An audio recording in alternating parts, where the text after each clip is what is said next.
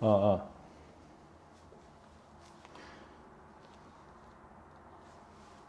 안녕하십니까. 박목사 채널입니다. 오늘도 박목사 채널 박신웅입니다. 오늘도 아침 또 생생한 큐티, 생큐 시작을 해보도록 하겠습니다. 벌써 목요일입니다. 시간이 굉장히 빠릅니다. 내일 모레는 또 제 여동생이 또 시집을 가서 내일 또 밤에 준비하고 새벽에 토요일 날 새벽에는 또 동생을 만나러 또 결혼식장 쪽에 있는 포천으로 또 이동을 하게 됩니다. 그래서 이제 제가 또 허리가 아프니까 오늘 또 가서 이제 물리치료도 받고 또 약도 타고 또 그러고 왔습니다. 시간이 정말 뭐 병원 다니고 하다 보니까 정말 빨리 가는 것 같습니다. 너무너무 빨리 가는데요. 그런 와중에서도 이렇게 말씀, 오늘 주시는 하나님의 말씀을 잊지 않고 이렇게 또 함께 묵상을 하면서 하나님의 뜻을 알아가는 그런 우리들 되었으면 좋겠습니다. 오늘도 물리치료 받으면서 한 분께서 또 구독을 해주셨습니다. 우리 집사님께서 해주셔서 감사드립니다. 구독자가 나날이는 아니지만 그래도 조금씩 늘어가고 있다. 참 감사하고 기쁩니다. 오늘 말씀은요, 레위기 14장입니다. 레위기 14장 21절부터 32절까지의 말씀인데요. 사실 오늘 말씀은 어제 나눈 것을 보시면 사실은 뭐 거의 연관되기 때문에 크게 다르지 않습니다. 오늘은 이제 그 가난한 사람이 어제 본문도 마찬가지고요. 악성 피부병에 걸린 사람, 나병이라고 표현되어 있는데 전체 이 피부병 전체를 다 포괄하는 말이죠. 그래서 악성 피부병에 걸린 사람이 다시 하나님의 백성의 그 안으로, 무리 안으로 들어오는 정결하게 되는 그 과정에 대해서 지난 시간에 소개를 했는데요.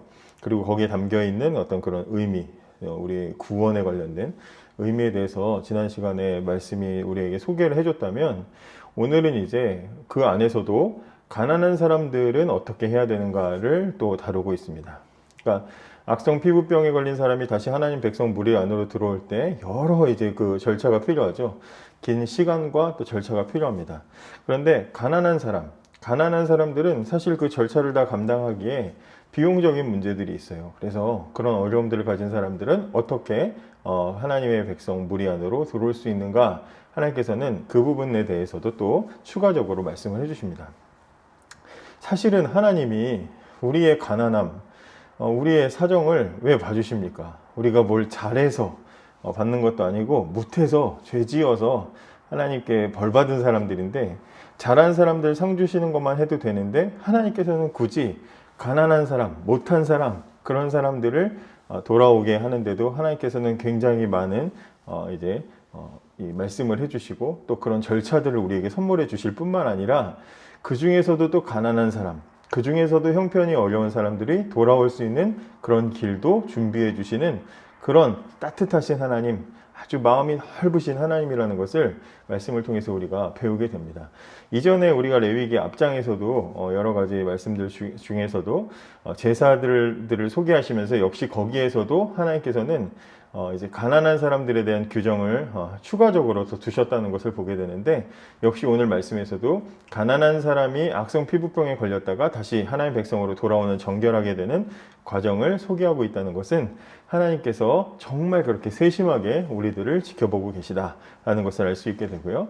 또 하나님께서는 지난 시간에 살펴본 대로 이 정결하게 되는 이 과정을 보면 복잡하죠. 그 중에 특별히 이제 집으로 돌아와서 끝나는 게 아니라 세 번의 제사를 드리게 됩니다. 속건제, 속죄제, 그리고 번제, 이렇게 세 번의 제사가 필요한데요.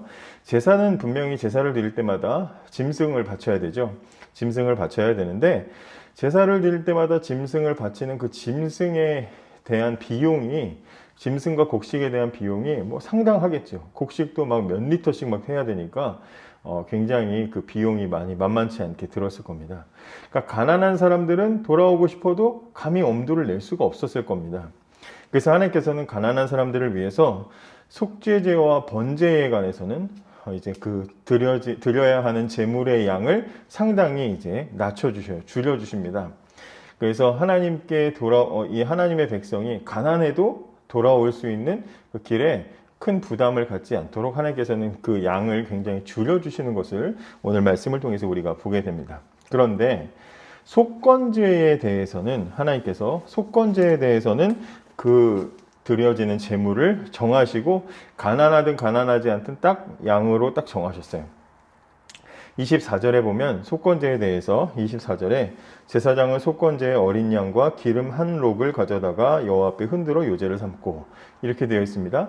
어린 양을 가난하든 가난하지 않든 갖다 바쳐야 되는 거예요. 물론 12절에 속건제를 소개할 때는 12절에서는 여기서 12절에 어린 순양 이렇게 되어 있고 오늘 24절에는 어린 양 되어 있는데 12절에 나와 있는 어린 순양은 좀 힘이 센 순양 뭐 이런 의미를 가진 단어가 사용이 됐고 또 오늘 24절에서 말하는 어린 양은 그보다는 좀 작은 양 1년 된 그냥 어린 양을 의미한다고 해서 그나마 조금 작은 양이라고 하긴 하지만 그 양이 비싸죠. 짐승을 바치는 것이 가난한 사람에게 있어서는 굉장히 부담스러운 일이었을 겁니다.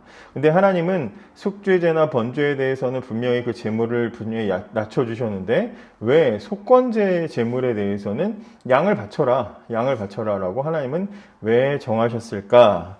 왜 그랬을까? 왜 가난한 사람이나 부유한 사람이나 그 제물에 차이를 두지 않으셨을까? 이게 이제 오늘 본문의 핵심이 되겠죠.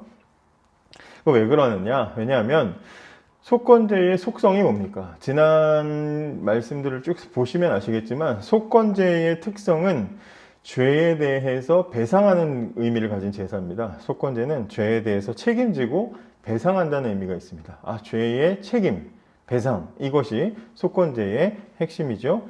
그렇기 때문에 지난 그 말씀들에서 보셔도 하나님께서는 속건제에 대해서는 예외 없이 동일한 제물을 바치도록 하셨다는 것을 우리가 확인을 할 수가 있습니다. 하나님께서 왜 속건제의 제물을 차별하지 않으셨는가? 그것은 내가 지은 죄가 알고 지은 죄든지 모르고 지은 죄든지 또 지금 우리가 보는 것처럼 자기 관리를 부실하게 해서 지은 죄든지 무슨 죄든지 하나님이 알려주고 싶으신 것은 죄에는 반드시 무거운 대가가 있다는 겁니다. 무거운 책임을 져야만 한다는 것을 엄중하게 하나님께서는 지금 가르쳐주고 싶으신 거예요. 그래서 속건제의 제물은 양을 바쳐라 라고 하나님께서 딱 정하신 것입니다. 교도소를 다룬 영화나 드라마나 슬기로운 감방생활 이런 거 있잖아요. 이런 거 보시면 거기 각종 범죄자들이 막 나와가지고 이제 이렇게 나와 있는데 모여 있다 보면 상대적으로 어떤 사람은 막 무거운 죄, 나쁜 놈, 그리고 또 그 중에서도 또 상대적으로 가벼운 죄를 지은 사람 이렇게 보이는 부분들이 있어요.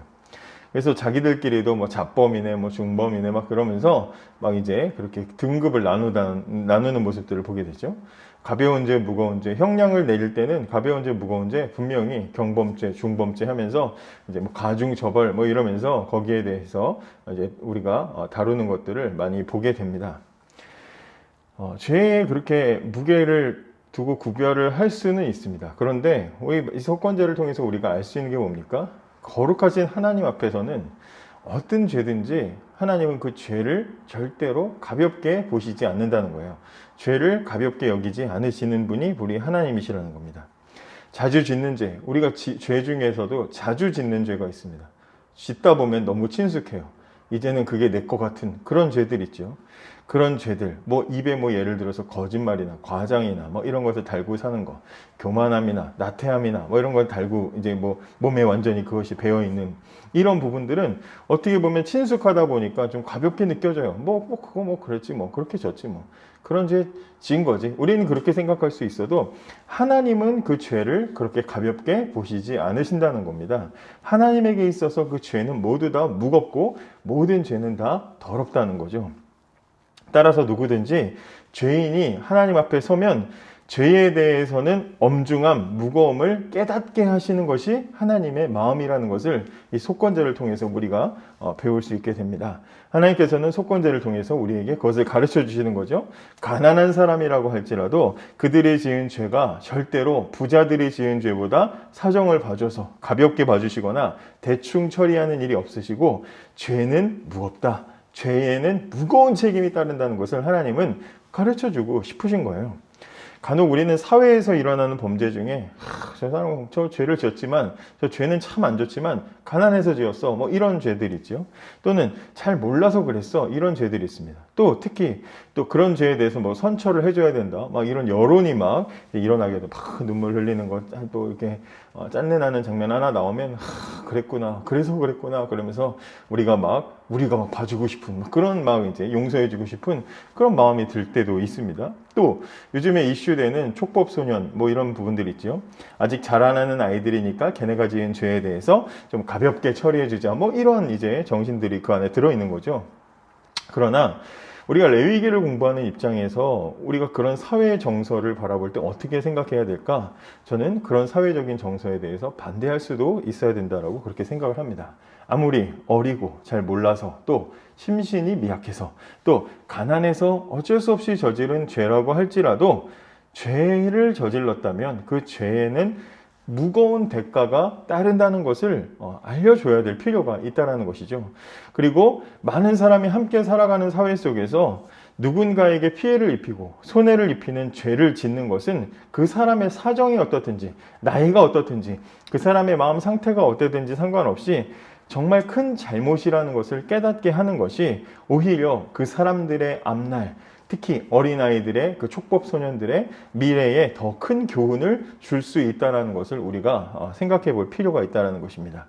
이렇게 죄에 대해서 일관된 하나님의 태도를 통해서 광야에서 이 말씀을 배우고 듣는 이스라엘 백성들은 하나님이 정말 죄를 이렇게 무겁게 처리하시는구나. 야, 죄 짓고 자기 관리 잘못해서 죄 지으면 하나님은 이렇게 무겁게 처리하시는구나 라는 것을 깨닫게 될 것입니다.